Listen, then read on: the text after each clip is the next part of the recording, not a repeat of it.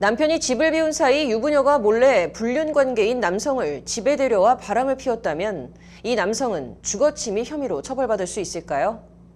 그간 이 사건과 관련해 내연남이 해당 혐의로 재판에 넘겨지면서 1심과 2심이 엇갈린 판단을 내리며 팽팽한 공방이 이어져 왔었는데요.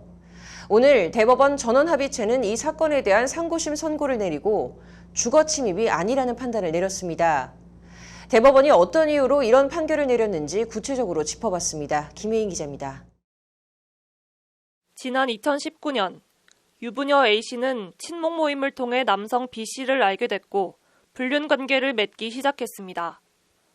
둘은 점점 대담해져 유부녀 A씨는 B씨를 남편이 해외 파견 근무로 집을 비운 사이 부부가 함께 사는 집까지 수차례 데려와 성관계를 가지는 상황까지 이르게 됐습니다. 그러던 중 A씨의 남편 C씨가 집에서 벌어지던 이들의 부정행위 사실을 뒤늦게 알게 됐고 내연남 B씨를 주거침입 혐의로 고발했습니다. 왜 남편 C씨는 주거침입 혐의로 고발을 한 걸까? 간통죄가 폐지됐기 때문에 우회적인 방법을 택할 수밖에 없었을 것이라는 게 법조계 설명입니다. 불륜 행위 자체에 대한 형사처벌을 할 수 없게 되니까 그 외에 형사처벌을 할 수 있는 다른 범죄를 소위 말해 찾다 보면은 사실 간통죄 폐지된 지 좀 됐으니까 그 이후에 이런 식으로 고소하는 경우들이 있어. 나아가 엄연히 부부가 함께 사는 집인데 아내의 허락만 받았을 뿐 자신의 허락은 받지 않았으니 주거를 침입했다는 이유를 들어 혐의 적용이 가능했을 것이라고 김보람 변호사는 덧붙였습니다. 결국 B씨는 내연관계인 부부녀 A씨의 동의만 받고 불륜의 목적으로 부부집에 들어갔다 재판에 넘겨졌고 공동 거주자 중 한 명의 승인을 받아 주거에 들어갔다면 주거침입죄가 성립하는지 여부가 핵심 쟁점이 됐습니다.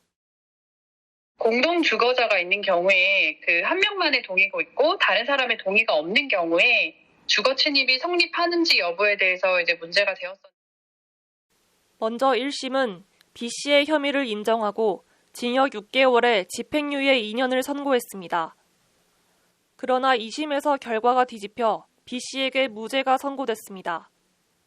불륜 남성은 A씨의 승낙을 받고 집에 들어간 것이므로 죄가 되지 않는다는 게 2심 법원의 판단이었습니다.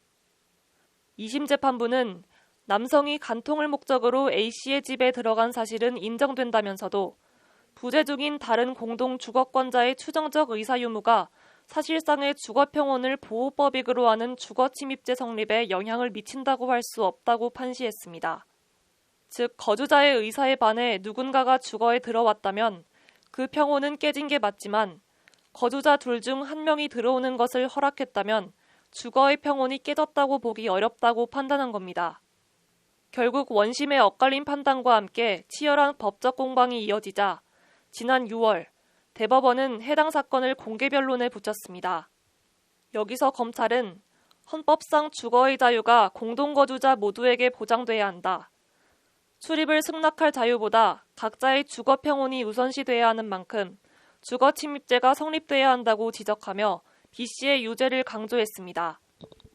그러면서 검찰은 B씨가 내연녀 A씨의 승낙은 받았지만 남편 C씨의 반대가 예상되는 데다 부정행위를 목적으로 해 민사상 불법 행위가 성립하는 경우이기 때문에 혐의는 인정돼야 한다고 말했습니다. 부재 중인 다른 거주자의 주거권이 무시돼서는 안 된다는 게 검찰의 주장입니다. 이에 대해 A씨 변호인 측은 이미 폐지된 간통죄를 대신해 주거침입죄로 불륜 행위를 처벌하려는 것이라며 아내의 승낙이 있음에도 남편 의사에 반한다는 이유로 주거침입죄가 성립한다면 아내보다 남편의 의사가 우선한다는 문제가 생긴다고 반박했습니다. 치열한 법리적 다툼 끝에 오늘 대법원 전원합의체는 상고심 선고를 통해 주거침입죄가 아니라고 결론 내렸습니다.